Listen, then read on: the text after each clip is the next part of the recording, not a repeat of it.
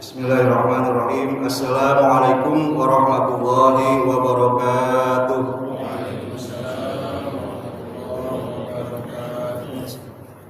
Alhamdulillahirabbil alamin wa bihi nasta'in ala umurid dunya waddin. Assalatu wassalamu ala asyrafil anbiya'i wal mursalin Sayyidina Muhammad wa alihi tahirin wa ashabihil mujahidin, amma ba'du. Bapak-bapak, saudara-saudaraku yang dirahmati Allah, mari kita mengawali pengajian kita ini dengan sekali lagi membaca suratul Fatihah.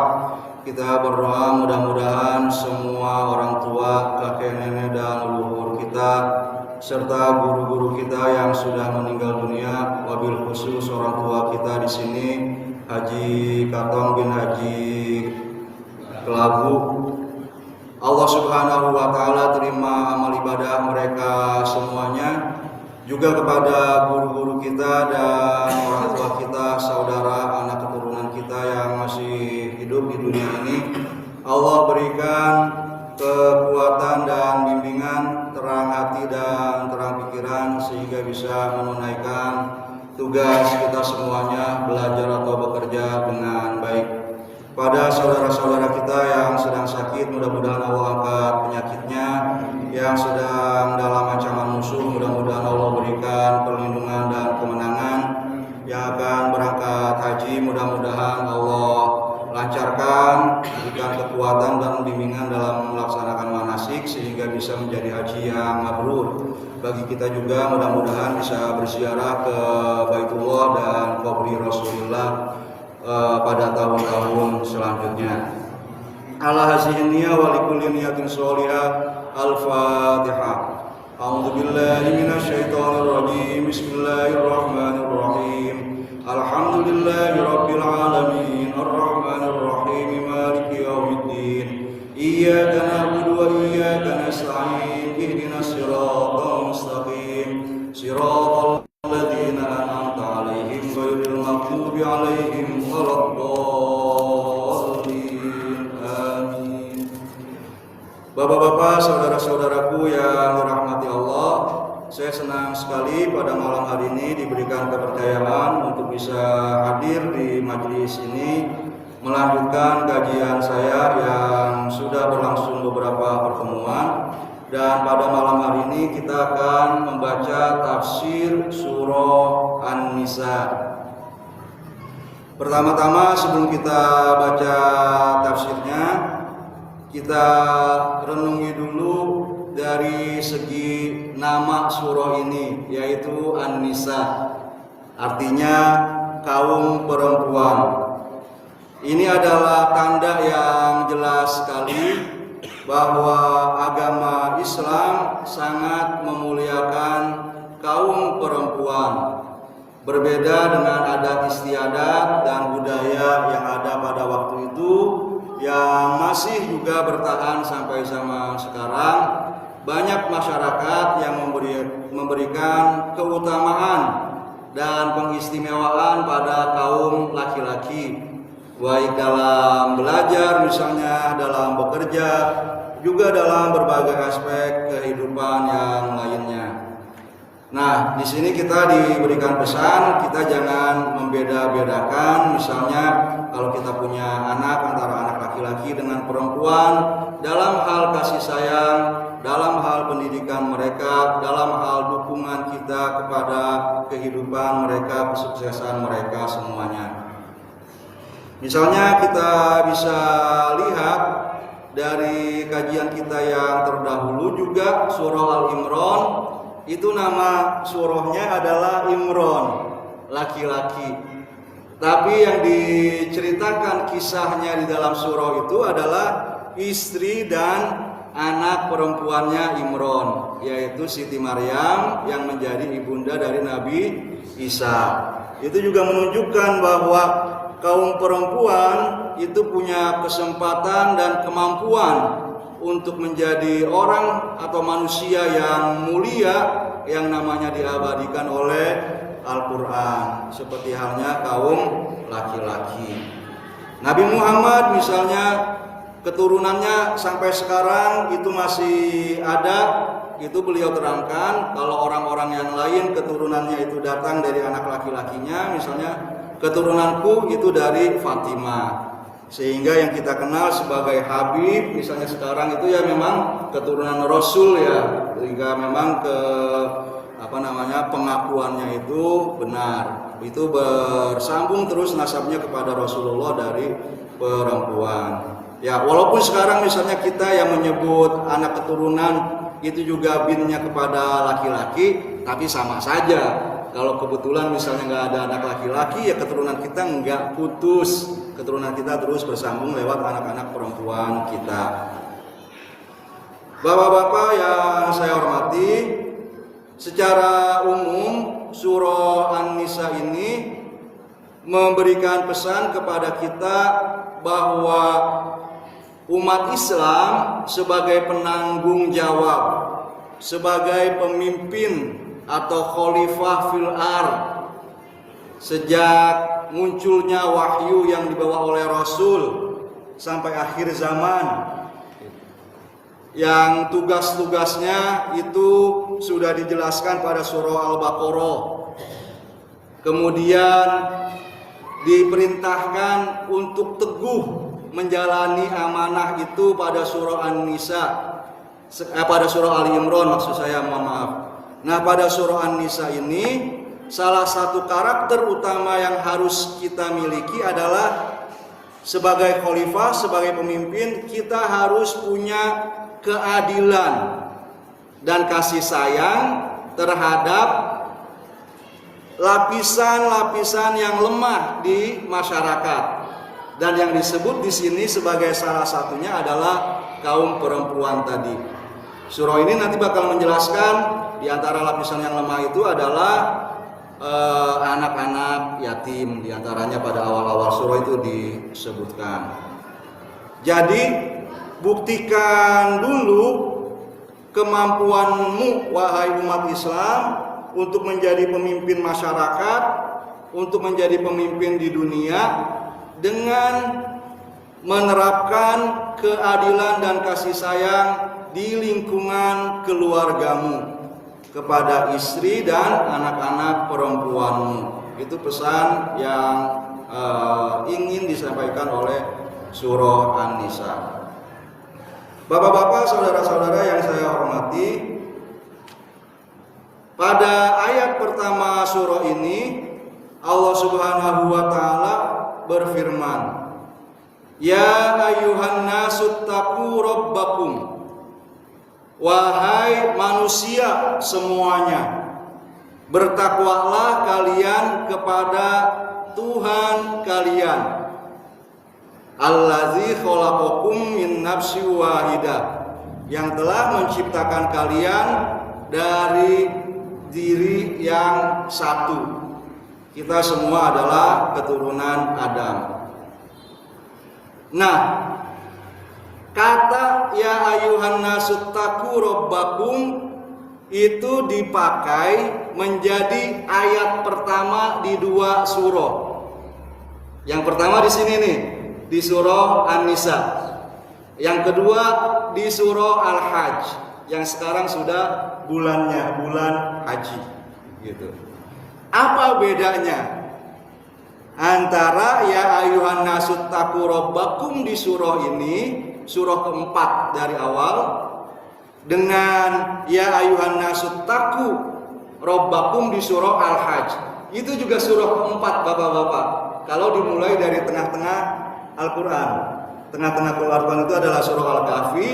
Maka kalau kita hitung misalnya dari Maryam, Toha, kemudian Al-Anbiya dan Al-Hajj, itu jadi surah yang ke-22. Itu surah keempat di tengah-tengahnya juga. Seimbang begitu, luar biasanya Al-Quran itu kemujizatannya.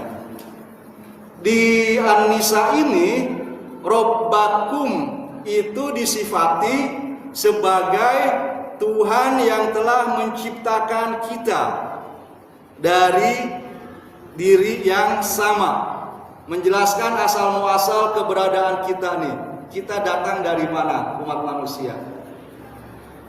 Sementara di surah Al-Hajj itu ya ayuhan nasu taqu rabbakum, inna zalzalatas sa'ah syai'un azim.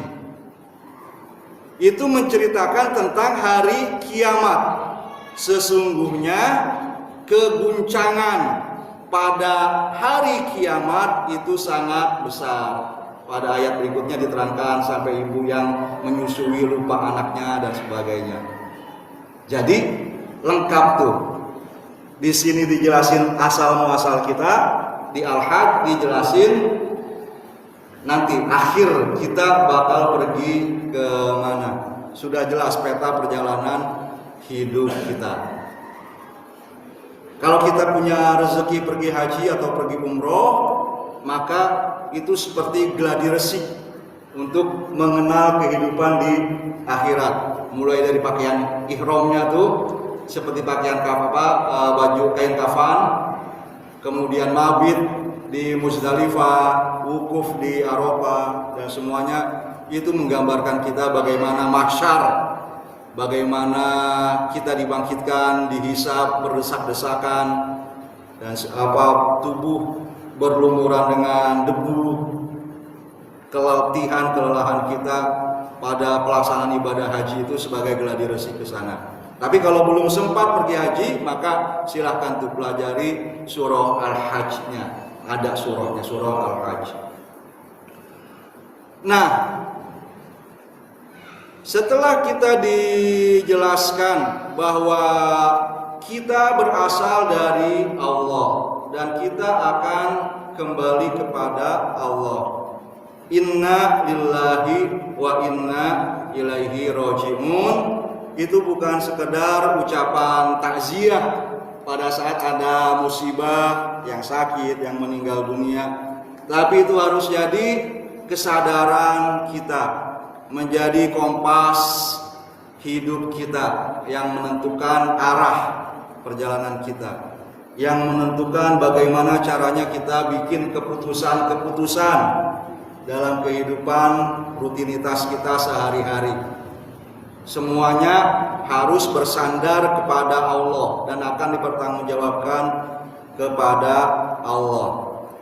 Kalau Ibnu Athaillah As-Sakandari itu menerangkan bahwa bersandar kepada Allah dalam membuat keputusan, misalnya kalau kita punya rencana itu sejak awal kita harus bersandar kepada daya dan kuasanya Allah serta kehendaknya Allah.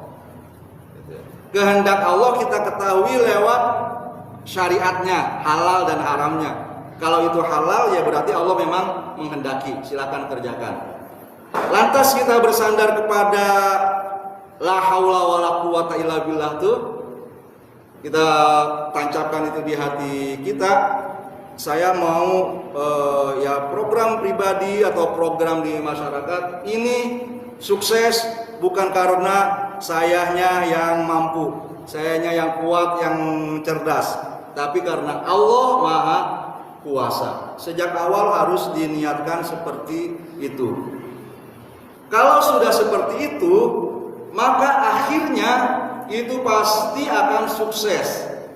Walaupun zohirnya misalnya enggak selesai, enggak tuntas. Itu luar biasanya. Kita hanya diminta memulai dengan niat lillahi ta'ala dan bersandar kepada daya dan kuasanya Allah. Sebagai contoh, misalnya Nabi Muhammad berdakwah pada masa itu kan banyak kafirnya, banyak musyriknya. Ya sampai sekarang keadaan tetap sama.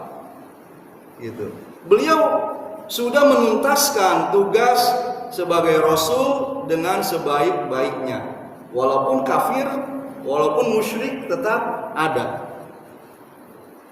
Cucu beliau Imam Husain pergi perang ke Karbala dengan jumlah pasukan yang sangat sedikit menghadapi pasukan dari khalifah yang baru diangkat, khalifah kaum muslimin juga, Yazid bin Muawiyah. Yazid bin Muawiyah ingin legitimasinya kuat, maka meminta Imam Husain sebagai cucu Rasulullah berbaiat.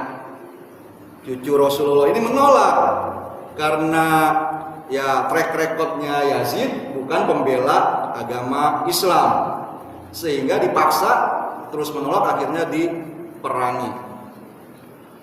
Ya sebagai orang yang punya rencana berperang, tentu saja targetnya adalah menang. Tapi kan secara hitungan manusiawi, pasukan beliau hanya sedikit berhadapan dengan pasukan Yazid yang jumlahnya sangat banyak, puluhan orang lawan puluhan ribu orang, sehingga pada zahirnya beliau ya kalah di perang Karbala itu. Akan tetapi karena sudah bersandar kepada Allah Subhanahu wa taala, maka ya beliau pada hakikatnya memperoleh kemenangan. Itulah contoh dari bagaimana kita menerapkan prinsip prinsip innalillahi wa inna ilaihi rajiun di dalam kehidupan kita sehari-hari.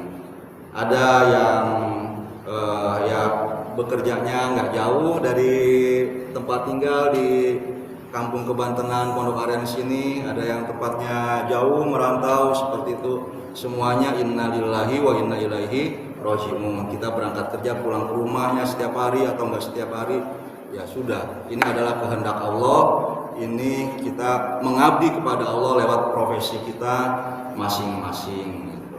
Ya tentu saja harapan kita sebagai manusianya semuanya setiap hari pulang selamat. Tapi kan ada yang enggak tuh, kayak tentara TNI yang di Lebanon ya, yang 3 orang meninggal dunia, gugur gitu ya sebagai syahid di sana, pulangnya di dalam peti mati. Tapi ya insya Allah gitu, dengan tugas seperti itu, dengan bersandar kepada Allah Subhanahu wa taala, kita husnuzon, itu adalah mati syahid. Seperti itu Bapak-bapak sekalian.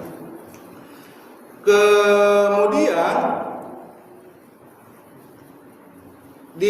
pada ayat yang kedua mulai disinggung tentang pihak yang lemah di masyarakat. Allah berfirman, wa atul yatama amwalahum wa la tatabaddalul khabitha bit-thayyib wa la ta'kulu amwalahum ila amwalikum innahu kana huban kabira. Di dalam ayat yang lain kita disuruh menjaga harta anak yatim itu dan jangan memakannya, karena memakan harta anak yatim sama dengan memasukkan bara api ke dalam perut kita. Itu hanya bisa dilihat dengan mata iman, karena mata zohir kita, indra-indra zohir kita bakal melihat itu tetap ya apa adanya harta seperti itu. Rasanya kalau gula ya manis gitu ya, kalau kopi ya pahit gitu, nggak dirasain panas kayak panas api neraka. Disitulah letak ujian bagi kita.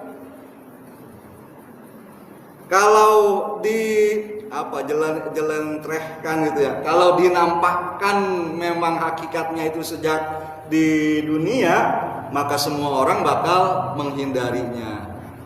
Ini menjadi ujian ya, karena enggak tetap enak gitu kan kopinya, tetap enak tehnya, dibelikan kendaraan, dijadikan rumah dan sebagainya, tetap nyaman. Makanya kita bisa lihat kalau makan anak yatim yang tanggungan dia sekeluarga doang mah ya nggak seberapa ya. Kecuali kalau yang meninggal dunianya sangat kaya raya. Tapi yang korupsi gede-gedean karena kuasanya gitu kan, tanda tangannya, stempelnya itu nilainya berapa, 9 digit, 10 digit atau berapa, kita nggak tahu lagi berapa digitnya kayak begitu. Karena nggak ditampakkan hakikatnya tadi, ya mereka tetap ganteng. Banyak yang di dunia nggak kena KPK, gitu kan, nggak ketangkep, nggak di penjara. Anak keturunannya juga misalnya ya dianya yang kena hukuman dihukum, tapi anak istri ketua ya tetap baik-baik saja. Itu adalah ujian bagi kita semuanya. Bagi mereka namanya istidraj. Dibiarkan terus-menerus dicucuri oleh anugerah dari Allah sehingga dia makin cinta sama dunia, sampai dia nggak ada lagi harapan yang enak-enak itu ya selain di dunia ini, sehingga pada saat meninggal ya rasa kesedihannya sudah sangat besar, nggak ada lagi harapan dia ada tempat yang enak, ada kenikmatan di tempat yang lain. Bahkan seperti Fir'aun sampai menyangka dirinya adalah Tuhan. Kalau Tuhan memang ada, cobalah gitu kan, saya melanggar hukum nih, hukum saya gitu kan, nggak ada terus gitu. Maka dia merasa dirinya sebagai Tuhan. Jadi salah orang yang mengatakan kalau miskin dan kaya itu sama-sama adalah ujian dari Allah. Kenapa sih yang diuji dengan kaya raya itu orang-orang itu tuh? Gitu kan, dia sebutin misalnya namanya si A, si B, si C, yang diberikan kekuasaan yang besar si itu tuh gitu. Kok saya dikasih ujiannya dengan yang miskin, yang sakit, yang serba susah kayak begitu. Kalau sama-sama ujian mah uji saya misalnya dengan kaya begitu ya Allah. Salah, kita punya harapan seperti itu. Karena Nabi sendiri sudah mengatakan bahwa saya lebih khawatir kalian akan menyimpang saat diuji dengan kenyamanan, dengan kelapangan rezeki, kelapangan hidup, daripada seperti yang sekarang gitu ya, ketika umat Islam itu masih diuji dengan kesempitan hidup. Semuanya bisa mempertahankan imannya. Bilal disiksa nggak melepaskan iman. Ammar bin Yasir, ibunya Ammar juga Yasir ayahnya itu, semuanya tidak mau melepaskan keimanan. Akan tetapi kan selanjutnya Islam maju, Islam menjadi kekuasaan yang besar, tersebar dari Jazirah Arab sampai ke Afrika, ke Asia, hampir masuk ke Eropa tuh juga semuanya. Dan pada saat seperti itu akhirnya kalau kita baca sejarah ya banyak umat Islam yang lupa diri, sampai akhirnya sejarah nih memperlihatkan sejarah Islam tuh benar-benar jatuh, sehingga awalnya berkuasa lantas jadi negara jajahan. Asia termasuk negeri kita nih, Afrika, semuanya dijajah gitu. Alhamdulillah sekarang kita pada fase sebaliknya, mulai bangkit lagi, sudah merdeka gitu kan, abad sebelum tahun 2000 gitu ya, 1445 di kita, negara-negara yang lain juga sekitar itu mulai pada merdeka. Mudah-mudahan terus kalau kita menanamkan kesadaran tentang prinsip ini gitu ya, prinsip Al-Quran ini, itu nanti kebangkitan Islamnya akan berjalan terus. Bapak-bapak sekalian yang saya hormati, saya terus sampai ke ayat yang ke-9. Di ayat yang ke-9 ini Allah Subhanahu wa taala berfirman, "Wal yakhshal ladzina law taraku min khalfihim dzurriyyatan di'afa khafu 'alaihim falyattaqullaha wal yaqulu qaulan sadida." Hendaklah takut mereka semua, yaitu kita ini, sekiranya mereka meninggalkan di belakang mereka generasi yang lemah, yang mereka khawatirkan bagaimana nasibnya.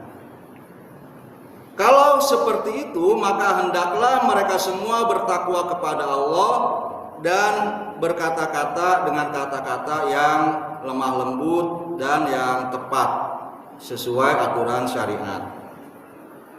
Bapak-bapak, saudara-saudara sekalian, mengkhawatirkan anak keturunan itu kan sudah fitrah. Ya. Jadi ini diingatkan pasti ada nilai lebihnya. Nah, nilai lebihnya itu adalah kita harus mengkhawatirkan bukan hanya masa depan anak-anak kita secara fisik, secara materi. Kita kan ya mikir nih sekarang di abad teknologi maju kayak begini, kerjaan-kerjaan banyak yang hilang. Dulu mah penjaga tol, penjaga parkiran, mau masuk ke mall masih ada orang yang ngejagain. Sekarang udah diganti mesin semua, ngetap kartu doang gitu. Kasir juga udah banyak yang misalnya self service atau SPBU gitu kan. Ya masih banyak sih sekarang masih ada yang ngelayanin, tapi kan ada beberapa yang udah enggak juga. Berarti ya kalau misalnya generasi orang tua kita gitu kan, oh ini juga ya masih jadi satu profesi gitu. Saya selain ngajar suka nerjemah buku. Sekarang teknologi di HP itu bisa nerjemahin dari bahasa apaan aja lah, gitu ya. Saya aja udah jarang ininya order minta terjemahan dari penerbit itu, gitu kan. Karena buku cetak kan udah semakin sedikit, gitu ya. Banyak kan buku udah ada di HP ini. Nah, kita khawatir buat anak-anak kita gitu. Bagaimana supaya mereka bisa mengiringi perkembangan zaman ini. Sebagai orang tua kita harus melek. Dari satu segi perkembangan teknologi itu nikmat, gitu ya. Tapi harus ada syaratnya. Kita menggunakannya itu dengan cara yang benar, beradaptasi dengan cara yang benar. Kalau salah, ya seperti yang diterangkan oleh Al-Quran, la in syakartum la azidannakum wa la in kafartum inna azabi lasyadid. Sekarang udah kerasa bapak-bapak. Misalnya kalau yang jualan tekstil sampai ke pakaian jadi, baju bisa murah-murah banget, misalnya beli online kayak begitu. Emang dari mana? Impor kan kita, ya dari Cina, dari mana gitu. Nah mereka itu bisa produksi seperti itu sampai murah-murah karena mereka yang mengembangkan teknologinya. Ada video misalnya tekstil dibuat dari gedebong pisang, ada tekstil dari ubi. Kan barangnya ada di kita semua. Jadi kenapa kita kagak bisa gitu? Karena penelitiannya di kita nggak ada. Mereka yang meneliti itu teknologinya punya. Sampai produksi jadi gitu. Katanya sih itu ya produksi dari AI juga ya, bukan kenyataannya kayak begitu. Itu nggak ketemu sama tangan manusia, semuanya dikerjain sama mesin. Sampai yang halus-halusnya tuh jahit kancingnya kayak gitu, yang bikin borderan merek kayak jeans apa gitu, itu udah kerjaan mesin semua, bukan tangan manusia. Sekali produksi bisa banyak. Kita juga jangan sampai ya negeri kita yang kaya raya ini ada minyak kita nggak bisa nambangnya, ada emas kita nggak bisa nambangnya. Kemarin ada yang nyebelin juga gitu kan, kapal Pertamina yang di Hormuz katanya, oh itu awak kapalnya India melulu gitu ya. Ada yang nonton nggak video itu tuh? Padahal kan katanya di Indonesia pelaut mah nenek moyang kita pelaut banyak sekali ya, pelautnya sampai level kapten-kaptennya juga. Berarti kalau kondisinya sekarang tenaga ahlinya sudah ada, masih ada masalah lagi gitu kan, yang bikin kebijakan ini gitu kan. Kenapa mereka nggak belain orang negeri sendiri? Apa dia dapat keuntungan gitu kan, kerja sama PT India apa kayak gimana, kita nggak tahu. Ada banyak yang mesti kita perhatiin seperti itu kalau kita khawatir sama nasib anak keturunan kita. Tapi yang diingatkan oleh Al-Quran di sini adalah terutama masalah iman. Seperti Nabi Yakub pada saat ini akan meninggal dunia, dia kumpulin tuh anak-anaknya, apa yang kalian sembah nanti setelah diriku. Jadi kita harus mencontohkan keimanan, mencontohkan kesetiaan kita kepada syariat supaya anak-anak kita tetap setia juga sama iman dan syariat. Terakhir sebelum saya buka sesi tanya jawab, dialog, berbagi pandangan bapak-bapak, saya ingin menyampaikan kisah dari surah Al-Kahfi. Bagaimana orang tua yang soleh membuat anak keturunan kita dijaga oleh Allah. Di surah Al-Kahfi itu ada kisah Nabi Musa disebut oleh para ahli tafsir Nabi Khidir ya. Setelah ketemu, kemudian terjadi 3 peristiwa.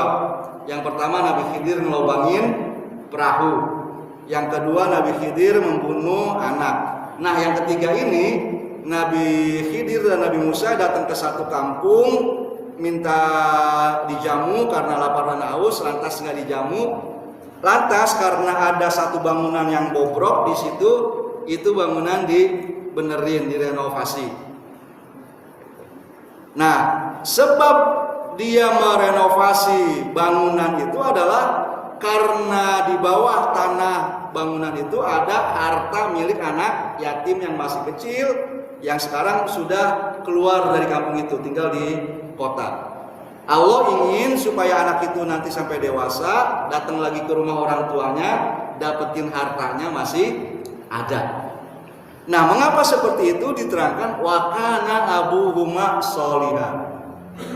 Orang tua mereka, ayah dan ibu mereka itu soleh. Dan karena kesolehan orang tuanya itu, Allah Subhanahu wa ta'ala sampai mengutus 2 makhluknya, 2 manusia yang sangat utama, yaitu Nabi Musa dan Nabi Khidir. Kalau kita baca Quran dari juz pertama sampai juz akhir itu penuh sama Nabi Musa, kisah-kisah Nabi Musa. Saking mulianya ya, ada rahasia gitu, yang misteri yang mesti kita gali. Dan Nabi Khidir juga dalam dunia tasawuf tentang syariat, tarekat dan hakikat itu juga satu figur yang sangat mulia. Itu bapak-bapak sekalian, jangan khawatir. Jika kita sudah bertakwa kepada Allah, insya Allah anak keturunan kita akan Allah jaga. Amin ya robbal alamin. Selanjutnya masih ada mungkin kesempatan beberapa menit lagi sebelum bisa bapak-bapak bisa berbagi informasi atau tanya jawab. Jika saya ada pengetahuan bisa saya jawab. Silakan. Baik, pada jamaah sekalian, bapak-bapak, ada yang ingin bertanya mengenai tafsir Quran surat An-Nisa ini atau di luar tema pada malam hari ini? Dipersilakan bapak sekalian.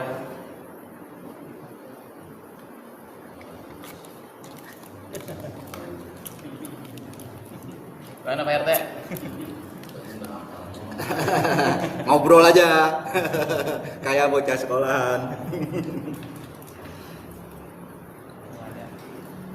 Ya kalau saya mah seneng dengerin omongan dari jamaah juga, karena biasanya banyak ya pengetahuan yang bisa saya peroleh juga dari jamaah.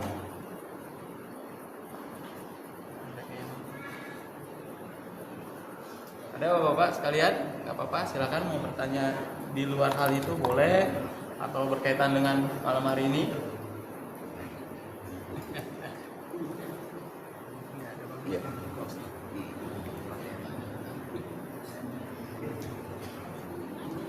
Baik bapak-bapak sekalian, tadi saya bisa jam berapa? Berapa menit? Oke.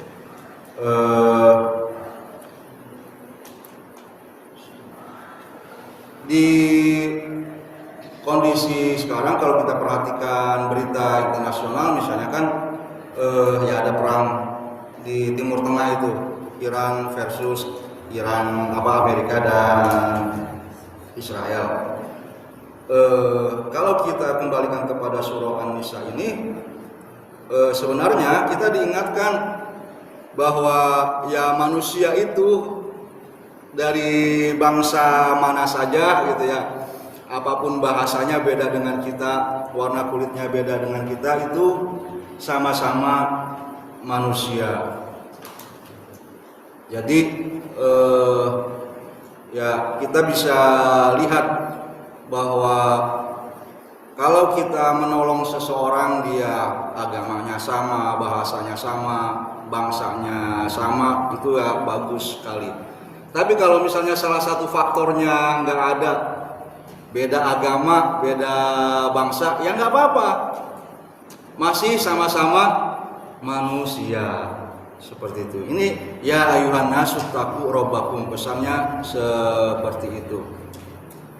Kita mengaku sebagai seorang muslim, maka tugas kita adalah menjadi istilahnya duta-duta besar agama kita ini, supaya menjadi contoh yang menarik buat orang-orang yang masih belum beriman, belum mukmin, belum muslim. Itu. Menjadi contoh yang baiknya dengan perbuatan kita. Pada akhirnya misalnya ya kayak kita sendiri bisa merasakan dan mengalami, kalau ada orang berbuat baik kepada kita, ya apapun bangsanya, bahasanya, agamanya, kita sayangi dia. Dan ya seperti itu juga berarti pada saat kita mau menolong seseorang, nggak perlu kita tanyain dulu agama lu apa, gitu kan, bangsa lu apa, bahasa lu apa. Semuanya adalah manusia. Itu yang saya sampaikan pada kesempatan malam hari ini. Mudah-mudahan ada manfaatnya, khususnya bagi saya, umumnya bagi bapak-bapak, saudara-saudara sekalian. Mari kita tutup pengajian kita ini dengan membaca doa. Astaghfirullahaladzim, astaghfirullahaladzim, astaghfirullahaladzim. Bismillahirrahmanirrahim. Alhamdulillahirabbil alamin. Allahumma shalli ala sayyidina Muhammad wa ala ali sayyidina Muhammad. Ya muqallibal qulubi wal absar, wa ya mudabbiral laili wan nahar, wa ya muhawwilal hawli wal ahwal, hawwil ahwalana ila ahsanil hal, hawwil ahwalana ila ahsanil hal, hawwil ahwalana ila ahsanil hal. Rabbana atina fid dunya hasanah wa fil akhirati hasanah wa qina azabannar. Wa sallallahu ala sayyidina Muhammad wa ali Muhammad walhamdulillahirabbil alamin. Banyak salah dari saya mohon maaf. Assalamualaikum warahmatullahi wabarakatuh.